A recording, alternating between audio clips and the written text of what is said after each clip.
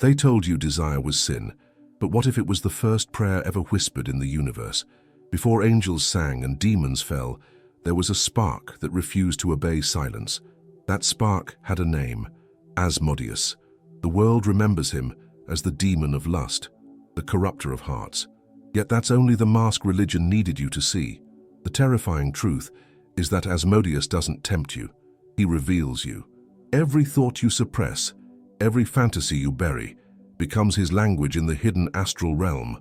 You've probably felt it, that pull between what you want and what you're told to want. That tension isn't weakness, it's the residue of something sacred that got twisted into shame.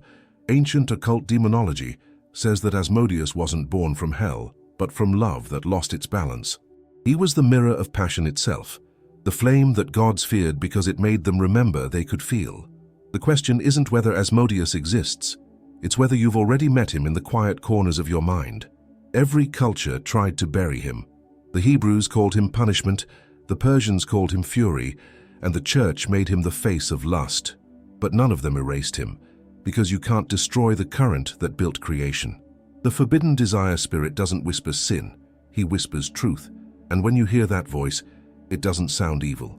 It sounds like the part of you that's tired of pretending to be pure. The terrifying part isn't that Asmodeus is real. It's that he's inside you, the heartbeat beneath every ambition, every secret, every prayer you never dared to say aloud. Those who meet him don't see horns or fire. They see themselves, stripped of excuses. He is the shadow of the Magus and the mirror of the divine, reminding you that heaven's light and hell's fire are the same flame seen from different sides of the soul. So tonight, open your mind carefully. What you're about to learn isn't theology, it's anatomy, the anatomy of longing, power, and creation itself. Once you see how deep the current of desire runs, you'll understand why the ancients feared him, why Magi worshipped him, and why his name still burns across the hidden astral realm. Because Asmodeus was never about temptation, he was about revelation. Before sin ever existed, there was desire, the divine spark that refused to stay still. In ancient occult demonology, this flame was said to be the origin of both love and ruin. Asmodeus, the archdemon Asmodeus, was not born in the pits of hell, but within the first human heartbeat that longed for something forbidden. He is the demon of desire, not because he tempts, but because he reminds us that the soul itself burns to experience. Every longing, every obsession, every act of creation comes from that same primordial fire. The hidden astral realm trembles with its echo, for desire is the current that moves both angels and demons alike. Most people fear Asmodeus because they misunderstand him. They see only the shadow, the forbidden desire spirit, but not the truth behind it. That desire is the purest mirror of divinity. Even the saints, in their prayers, were moved by longing. The difference is only direction, whether that desire points toward transcendence or collapse. In medieval demonology, this nuance was erased. The fire became shame. But that same energy built cathedrals, wrote poetry, and birthed revolutions. When one studies the demon Asmodeus history, it becomes clear that the danger was never in wanting. It was in denying what was already divine. Desire is not a curse. It is an ancient technology of the soul. Those who study dark occult secrets know this. Suppression is the first form of self-destruction. The more one resists the flame, the stronger it grows. That's why Asmodeus has been called the spirit of the unquenchable fire. In Goethe, Asmodeus explained rituals. His sigil is not merely a tool of summoning, but a diagram of balance, the triangle of passion, will, and consequence. The initiate occult knowledge teaches that to know Asmodeus is to study one's own heart under pressure. In the hidden layers of the astral entity Asmodeus, there's a secret most Magi never dare to face. Desire is consciousness expanding beyond control. It is the dark mirror of creation itself. Spiritual warfare demon myths often portray him as an enemy, but what if he's a teacher instead? The infernal heart symbol he carries is not evil. It is the pulse of awareness, the reminder that to feel deeply is to live dangerously. Those who numb their emotions in the name of purity end up worshipping emptiness, not holiness. The dark academia occult. YouTube circles often reduce Asmodeus to lust alone, forgetting that lust is only the surface of longing. Beneath it lies the architecture of all art and invention. Every painting, every song, every word ever written, all are born from the same ache that Asmodeus represents. The demon of desire does not whisper temptation. He simply amplifies what was already inside you. If you look close enough, you'll see that your ambitions, your dreams, even your fears are sculpted from the same molten essence. Desire is fire, and fire demands a direction. The magus learns to contain it, not extinguish it. That's the essence of desire alchemy, transmuting hunger into illumination. When channeled through awareness, the same force that destroys can heal, create, and elevate. Asmodeus stands as the guardian of that transformation, not the corrupter, but the tester. In his presence, every seeker must answer the oldest question: what do you truly want when no one is watching? Because the truth is, every human carries that spark, the first flame of creation that once rebelled against heaven itself. Some call it sin, others call it life. But Asmodeus knows it as both. And somewhere in the hidden astral realm, the story of how that flame became a demon is still being told, waiting for the next initiate to listen. The oldest stories rarely agree on when Asmodeus first appeared, only that he was always near the spark of human passion. In the Book of Tobias, he's the shadow that slays each groom before the wedding night, a demon of desire turned executioner of intimacy. Yet behind this horror lies a cosmic irony. He kills not out of hatred but jealousy, the very fuel that defines him. In the hidden astral realm, even angels whispered that his power was once divine before it fractured. The demon Asmodeus history shows us that what we call evil may simply be emotion stripped of balance, love that forgot its boundaries. Ancient scholars of occult demonology noticed that Asmodeus always appears where devotion turns into obsession. The Talmud calls him king of the demons, but his throne is made of broken vows and burning hearts. The forbidden desire spirit thrives on excess, on kings who mistake possession for affection, and on magi who think control equals mastery. In Persian texts, he mirrors Asmodeus, the raging spirit who drives men to madness through passion. There, Asmodeus is no villain. He is consequence incarnate. When medieval demonology absorbed these Eastern myths, something changed. The West needed its devils to be warnings, not mirrors. So the spirit of Ashma became the archdemon Asmodeus, a cautionary tale for those who dared to love beyond permission. Priests wrote his name into exorcisms, while alchemists scribbled it in secrecy, calling him the keeper of the infernal heart symbol, a mark not of sin but of unbearable truth. Even in silence, desire found its prophet. Across centuries, every civilization recreated Asmodeus to match its fears. To the Persians, he was fury. To the Hebrews, punishment. To the occult orders of Europe, a test of mastery. But beneath each mask burns the same ancient current, the alchemy of desire that refuses to be suppressed. In every myth, he's the echo of creation's most dangerous law. What you try to cage becomes what consumes you. That is the essence of dark occult secrets passed from one initiate to another.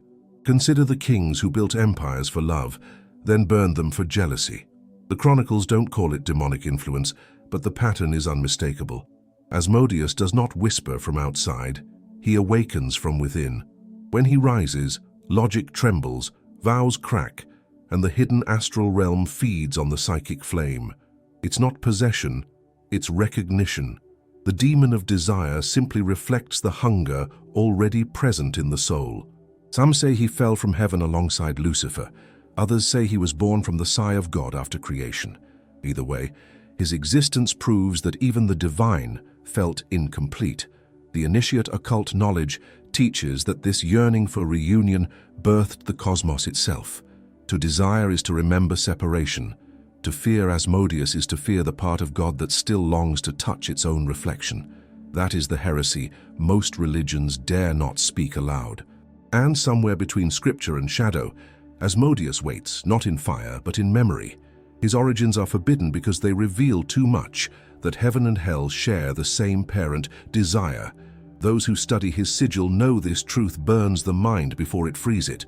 For the next veil to lift, one must look beyond myth and into the secret language of transformation, the very art that ancient magi called the alchemy of desire. Desire is not merely emotion, It is matter in motion, the invisible chemistry that binds the spiritual and the physical. In the ancient art of desire, alchemy, this force was considered a raw element, as real as fire or mercury. The Magus knew that every longing carried both poison and medicine. Asmodeus, the demon of desire, was said to rule over this volatile essence. He did not create lust, he unveiled it. Within his infernal heart symbol lies a forgotten truth. Transformation begins when you stop condemning what burns inside you. The hidden astral realm is filled with those who tried to split their light from their shadow. They called it purity, but it was simply denial.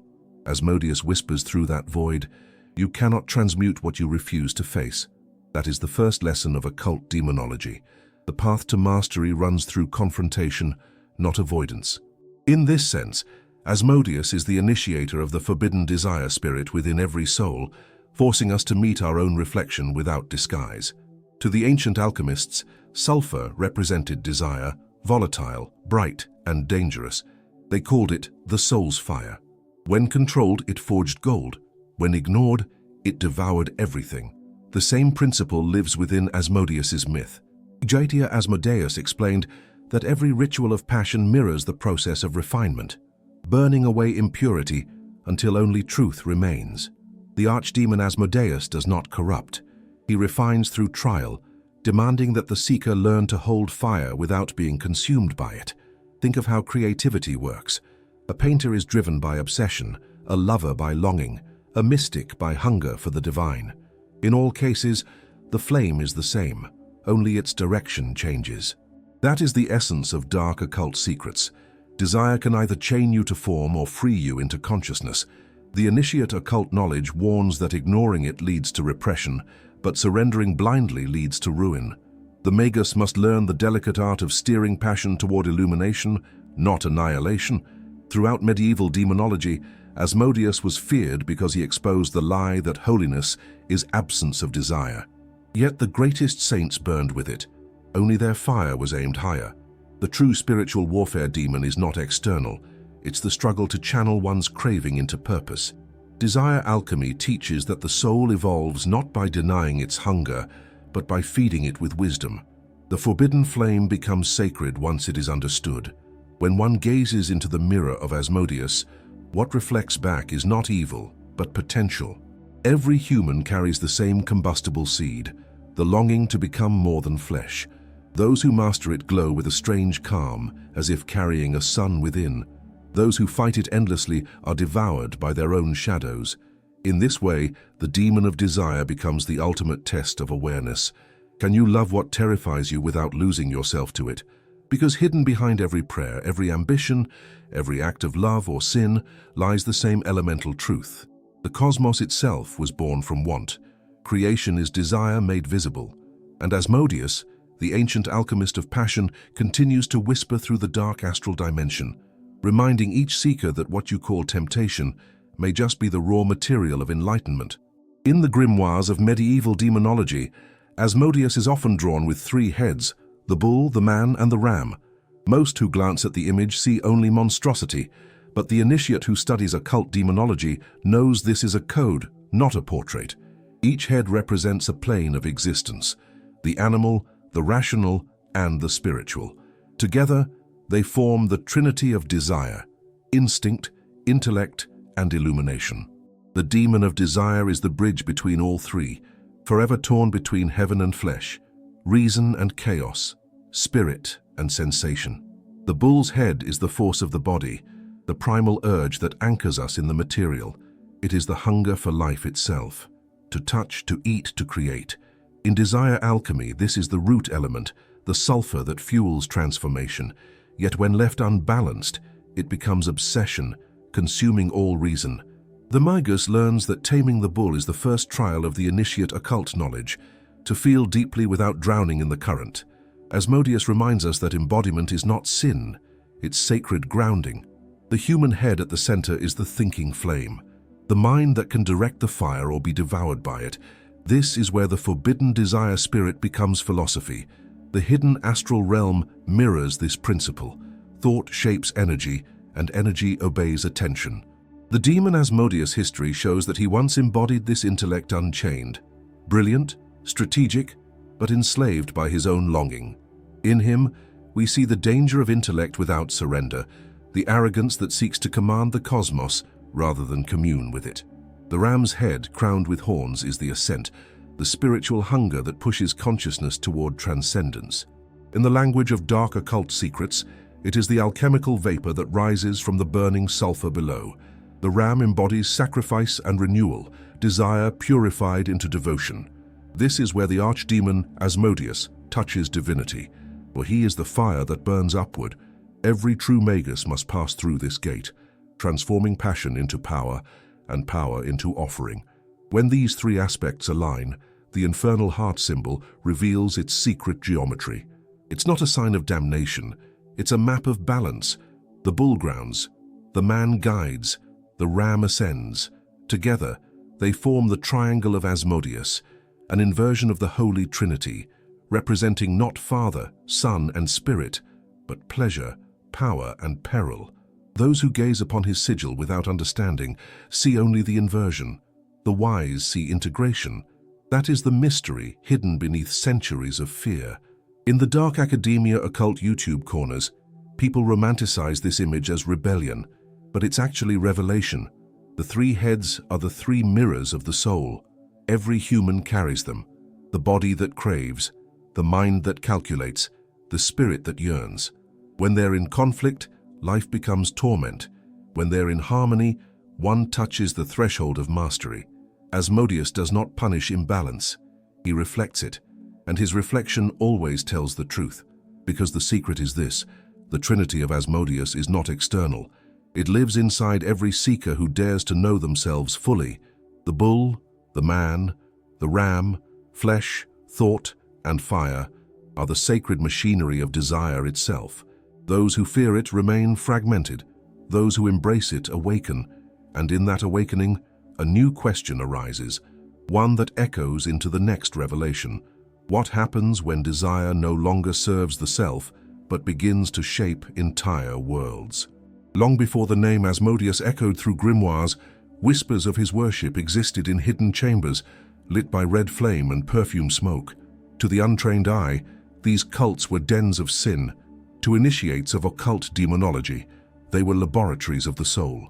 In medieval records, inquisitors described them as orgiastic gatherings, but behind the hysteria lay philosophy. They believed that the demon of desire was not evil, but an aspect of divine creation misunderstood. They sought not lust, but liberation, to turn the forbidden desire spirit into a gateway to understanding the self. The earliest known invocations appeared in fragments of Persian and Babylonian rites, where Ashma-Diva, the precursor of Asmodeus, was invoked to bend the hearts of kings. Desire was seen as sovereignty. To rule emotion was to rule empires. By the Middle Ages, this evolved into secret orders scattered across Europe. Each believed that mastering the energy of Asmodeus granted influence over love, politics, and fate. They weren't worshippers. They were engineers of emotion, architects of influence in the hidden astral realm. Many of these sects centered their rituals around mirrors, polished obsidian or silver, believed to reflect the astral entity Asmodeus himself. Participants claimed to see not a face, but a pulse of crimson light vibrating in rhythm with their own hearts. These mirrors of seduction symbolized the infernal heart symbol, the link between the soul's longing and the astral plane. In those ceremonies, the line between summoning and self-hypnosis blurred. What they invoked was not a demon outside, but the untamed will within. Some sects went further. They believed Asmodeus demanded proof of mastery through sacrifice, not of blood, but of restraint. One must stare into temptation and choose awareness instead of indulgence. This paradox became the heart of desire alchemy, control through understanding, not suppression. The cult's texts describe rituals where initiates would conjure images of their deepest cravings, then dissolve them in smoke as an act of transcendence. Those who succeeded claimed to feel their consciousness expand, touching the edge of the dark astral dimension. The Church, of course, saw none of this nuance. To them, Asmodeus was the demon of lust, and his followers the embodiment of corruption. Yet, ironically, the very hysteria used to condemn these practices made his legend immortal. The more they burned the grimoires, the more his symbols spread, carved secretly into jewelry, doors, and temples of pleasure. Inquisitors created the myth of the demon cults revealed, but in doing so, they revealed something else: humanity's unending obsession with its own shadow. In the Renaissance, the cults evolved again, merging erotic mysticism with political ambition. Nobles and scholars sought Asmodeus not for love, but for leverage. They believed that desire was the purest energy in existence, and whoever learned to channel it could bend nations. Some even designed coded medallions representing the three-headed god of longing, each side symbolizing a facet of control, attraction, influence, and dominion. The Goetia Asmodeus explained these sigils as tools for those strong enough to wield passion without being consumed by it. And through every century, one idea persisted: that Asmodeus was not a corrupter, but a catalyst. His cults taught that desire, when left wild, enslaves, but when refined, it shapes destiny. It was said that the magus who could gaze into his infernal heart and remain unshaken could command both spirits and kings. Yet few ever reached that level of mastery. Most lost themselves in the reflection, a fate that still feeds the astral projection dangers whispered among modern occult circles. But beyond those ruins, another truth emerges: that what the cults began was only the beginning of a larger, unseen harvest. Every emotion generates energy. That's no metaphor. In the hidden astral realm, thought and feeling create luminous currents, and among them, desire burns the brightest. Ancient occult demonology teaches that when the human heart ignites with craving, it radiates psychic heat, visible to entities that dwell beyond the veil. To them, passion is currency, worship, and nourishment all at once. Asmodeus, the demon of desire, reigns over this dark economy. His realm is not fire and brimstone, but vibration, the exchange of energy born from unspoken longing. Those who've glimpsed the dark astral dimension describe it as a web of crimson threads connecting every soul lost in obsession. Each thread pulsates when someone lusts, envies, or aches. The archdemon Asmodeus moves through that web like a conductor of forbidden music, directing the flow of psychic energy where it's most potent. The forbidden desire spirit thrives on resonance, not sin. He doesn't force temptation. He amplifies what's already alive within us. And every pulse of suppressed desire becomes an offering to that invisible network. In ancient Persia, priests spoke of devas who fed upon the scent of thought. In medieval demonology, this idea evolved into tales of the succubus and incubus, astral projections of the same hunger. The magus who studied desire alchemy understood these weren't external monsters, but echoes of unintegrated desire. When the conscious mind represses passion, the energy escapes into the astral plane, forming psychic fragments. These fragments become what modern mystics call astral parasites. The psychic attack astral plane is real. It's the human psyche feeding upon itself. Asmodeus rules this domain as both monarch and mirror. He is not merely a predator, but a reflection of cosmic law. Energy must flow somewhere. The spiritual warfare demon myths always reduce this to good versus evil, but the truth is simpler and more unsettling. Everything you feel becomes food for something. Joy, sorrow, and lust all emit frequencies. In the Goetia, Asmodeus explained this through paradox. The fire you deny becomes the flame that consumes you. To suppress is to sacrifice. To awaken is to reclaim. The Church feared this teaching more than any heresy. For if desire creates energy, then guilt creates dependency. The system thrives when you repress yourself, generating endless currents for the astral harvest. That's why saints and sinners share the same fate. Both feed the realm, one through indulgence, the other through denial. The initiate occult knowledge seeks a third path, conscious transmutation. By facing Asmodeus without fear, the seeker cuts the thread that binds emotion to servitude.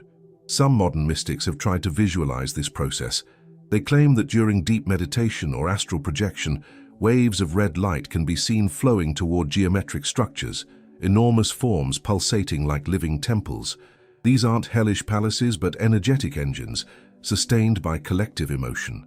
The demon Asmodeus history describes such constructs as the furnaces of passion, where desire becomes architecture. To look upon them is to witness how emotion sculpts entire realities within the hidden astral realm. And so the astral harvest continues, silent, unseen, and eternal. Every unspoken wish, every suppressed yearning, fuels the machinery of invisible empires. Those who understand this begin to see desire not as sin, but as power waiting for ownership. Yet taking it back demands a price: total self-awareness. For in that moment, one no longer blames the demon, but meets him eye to eye, and realizes that the harvest only ends when the harvester and the harvested become one. In every mythology, there's a silent tension between light and fire, purity and passion. The angels of restraint and the demons of desire were never separate beings, but opposite poles of the same current. Archangel Michael, the symbol of divine order, and Asmodeus, the demon of desire, are not enemies in truth. They are counterparts maintaining equilibrium.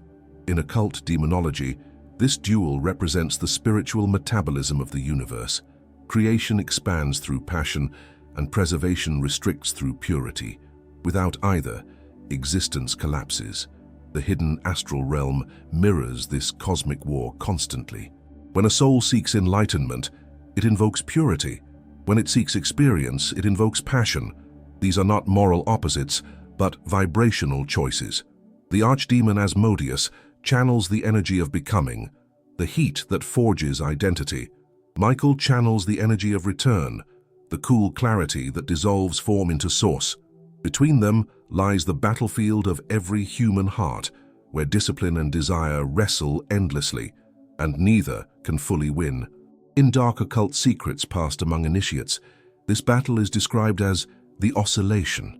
It is said that angels feed on serenity, while demons feed on motion, and humanity exists in the crossfire of both appetites.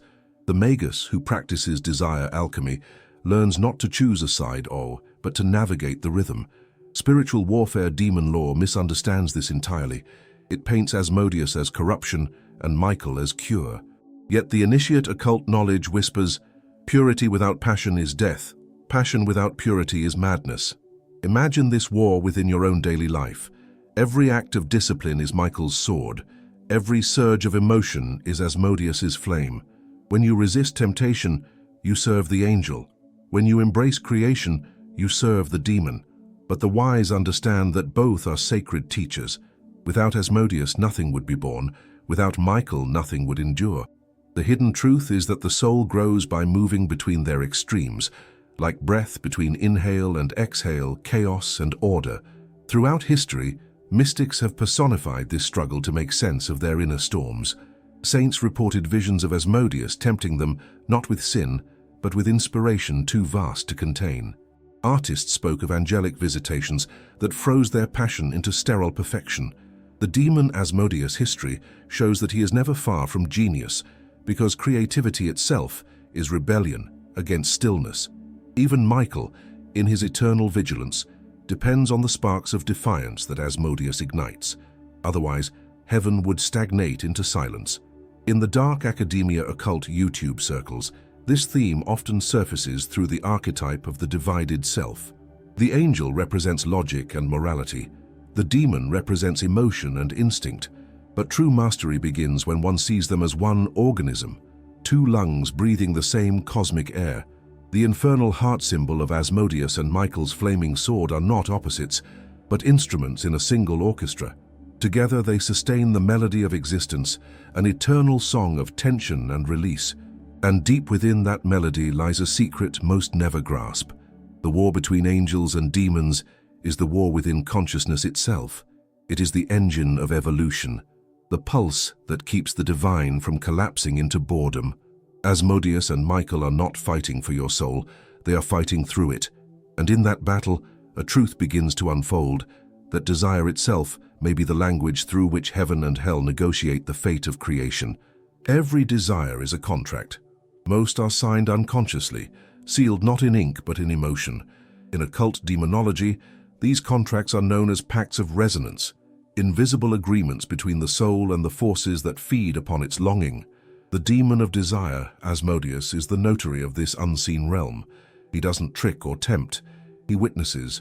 Each time a person represses what they truly want, the energy doesn't vanish, it redirects, finding a host in the hidden astral realm. There, it becomes currency for beings who live on denial. The initiate occult knowledge teaches that every unspoken yearning generates an astral echo. This echo, left unacknowledged, becomes autonomous, an entity of its own. These are the ghosts of forgotten dreams, the fragments of passion we abandoned for approval. Asmodeus guards them like a banker of the soul's debts, ensuring nothing is wasted. The forbidden desire spirit doesn't punish, he collects. When one dares to reclaim those echoes through awareness, the astral entity Asmodeus releases them, and energy once drained becomes strength again.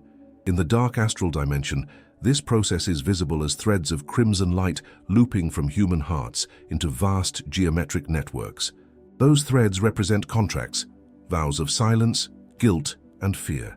The archdemon Asmodeus oversees these patterns like a cosmic accountant of emotion.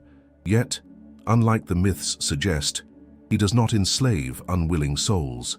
The Goetia Asmodeus explained that only what is denied may be bound. In other words, repression is consent. The demons feed not on sin, but on self-betrayal.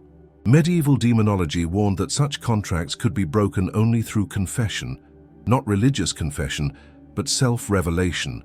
To speak aloud what one truly desires dissolves the pact, for energy cannot remain hidden once it is named.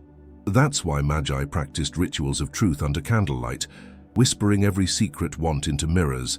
The infernal heart symbol glowed in those reflections, reminding them that liberation begins when honesty replaces shame. The ritual wasn't about sin, it was about reclaiming sovereignty. In desire alchemy, this is called integration. It is the opposite of suppression. The spiritual warfare demon archetype of Asmodeus thus becomes a teacher of authenticity. He asks one question only: what do you truly want? Most fear to answer, because admitting desire demands responsibility. It's easier to blame the demon than to face the mirror. Yet the hidden astral realm reveals no mercy for self-deception. The price of silence is energy siphoned forever. Awareness, then, becomes the ultimate exorcism. Modern occultists reinterpret these secret contracts as psychological loops, the repeated patterns of attraction, addiction, or self-sabotage. Each loop is an unfulfilled vow, replaying until it's understood. The dark academia occult YouTube circles often call this shadow programming, but it's the same ancient principle Asmodeus ruled over. Energy seeks resolution. Once you stop hiding from your longing, the demon's grip dissolves. What felt like curse transforms into initiation, a test of courage disguised as temptation. And so, Asmodeus remains the guardian of every contract born from repression. He does not bargain for souls, he balances the equation. To break the pact, one must do the forbidden.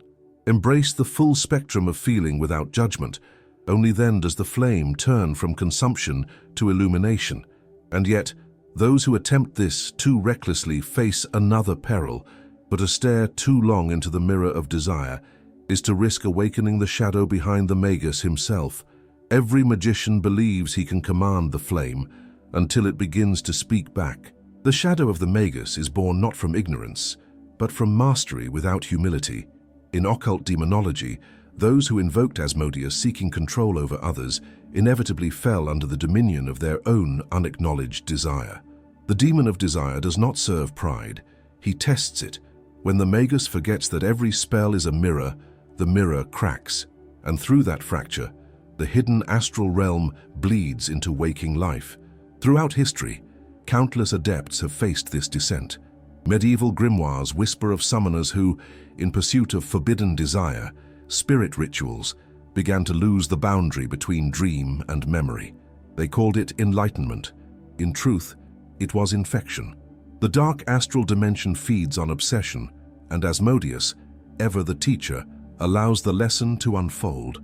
Those who stare too long into the flame awaken copies of themselves, astral projections without anchors, echoes feeding upon their creator's will. This is the danger behind every astral projection warning ever written. When the consciousness splits to explore the hidden realms without balance, fragments of the self can remain behind, forming what mystics call shadows of intent. These fragments wander, reliving moments of passion or rage, unable to move forward. They are the broken reflections of Magi, who mistook ecstasy for transcendence. The initiate occult knowledge advises grounding after every ritual, not for safety, but for sanity. Desire without return becomes dismemberment. In desire alchemy, this phenomenon is known as the reflux of fire. The energy you project outward to shape reality eventually circles back. If it returns to a heart still ruled by pride, it burns. Asmodeus's role here is paradoxical. He is both destroyer and redeemer. The spiritual warfare demon you fight may, in truth, be your own unfinished transformation. Many who fell into madness under his influence were not cursed. They were confronted with themselves too suddenly. The flame illuminated what they refused to see. Consider the story of Alaric of Mainz, a 14th century alchemist who claimed to have summoned the astral entity Asmodeus to ask for ultimate wisdom. For 40 nights he conversed with a voice from the mirror, transcribing revelations about passion as the key to creation. On the 41st night, he shattered the mirror, and his sanity with it. When found, he had written a single phrase on the wall, "I am the flame I feared." Historians called it possession. Initiates called it integration gone wrong. The dark academia occult. YouTube crowd often romanticizes these tales, mistaking tragedy for transcendence. But true magi understand that shadow work is not theater, it is surgery of the soul. When you pull darkness into awareness, it doesn't vanish, it transforms. The infernal heart symbol of Asmodeus, often drawn inverted, symbolizes precisely this descent, turning love inward until it purifies or devours. The magus who survives this process emerges reborn, aware that every invocation is a dialogue, not a command. And this is where the final lesson begins. Asmodeus does not destroy, he reveals. The shadow of the magus is the crucible through which enlightenment becomes embodied. Those who master desire alchemy realize that fear, lust, and pain are just masks for power misunderstood. But to reach that realization, one must first walk through fire willingly, and at the end of that fire stands the last reflection, the mirror of the infernal heart, where the journey both ends and begins again. In the deepest vaults of occult demonology, there is said to exist a mirror that no one can gaze into twice. They call it the infernal heart. Legends say Asmodeus forged it from the ashes of fallen angels and the sighs of those who loved too deeply. Unlike ordinary mirrors, it doesn't reflect the body, but it reflects the soul's true condition. The demon of desire guards it not as a torment, but as a revelation. To look upon it is to see everything you've ever loved, lost, or lied about. Few survive that vision unchanged. The mirror reveals a paradox, that love and damnation are the same current flowing in opposite directions. In the hidden astral realm, this is called the reversal of light. What ascends toward divinity and what descends toward ruin share the same source, longing. Asmodeus stands at the crossroads, his infernal heart symbol pulsing with crimson fire, reminding the seeker that creation and destruction are twins. The forbidden desire spirit doesn't whisper sin. It asks a single question: can you hold the flame without fearing the burn? In desire alchemy, this mirror is the final initiation. When a magus gazes into it, their reflection fractures into three: the self they were, the self they pretend to be, and the self that watches. This trinity echoes the three heads of Asmodeus, body, mind, and spirit in perpetual tension. The initiate occult knowledge teaches that only when these fragments merge does true power emerge. Until then, every spell, every act of love remains incomplete, a shadow play in the theater of longing. The archdemon Asmodeus does not grant wisdom. He tests readiness. The dark astral dimension surrounding his domain is filled with echoes of those who stared into the mirror and fled from what they saw. They wander endlessly, believing themselves cursed, when in truth they ran from healing. The mirror does not punish. It presents truth raw and unfiltered. What feels like torment is often revelation unintegrated. To master it, one must love even the parts of the soul that others taught them to despise. For centuries, mystics have written that the mirror glows brightest for those on the edge of transformation. Poets describe it as a bleeding sun, philosophers as the threshold of consciousness. In medieval demonology, it symbolized the divine wound, the proof that even perfection once broke.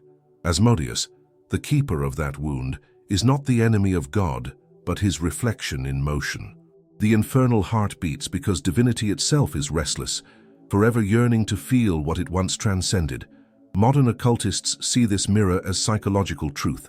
It's not an artifact, but a process, facing the unbearable honesty of who we are.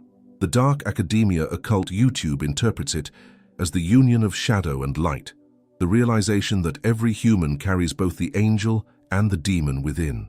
When you stop fighting that duality, the war ceases. The flame no longer destroys, it illuminates. And in that illumination, Asmodeus ceases to be a demon. He becomes the first mirror of divine consciousness. And yet, the question remains, what happens when that reflection looks back? The mirror of the infernal heart doesn't end stories, it begins them. It challenges every seeker to ask whether their love can withstand its own truth. Because perhaps, after all this time, Asmodeus was never the tempter nor the judge, but the reminder that heaven's fire still burns within us, waiting for those brave enough to see it without flinching. So now that you've seen the truth about Asmodeus, what will you do with it? Will you keep pretending that desire is your enemy, or will you finally learn to wield it as your greatest ally? The demon of desire doesn't ask for worship. He asks for honesty. Every choice you make from this moment, every heartbeat that carries longing or fear, is an invocation. You don't need a ritual to summon him. You just need to feel something deeply and refuse to hide it. Ask yourself this. How many times have you denied what your soul wanted because it scared you? How many times have you mistaken guilt for virtue? The terrifying truth isn't that Asmodeus rules over you, it's that you've been ruling against yourself. The flame doesn't punish, it waits, and every moment you spend in self-denial feeds the same astral currents he governs.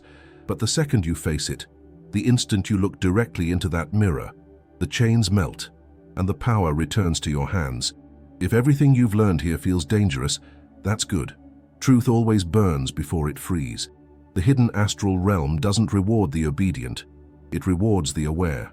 So take this lesson and let it challenge you. Watch how your desires guide your decisions.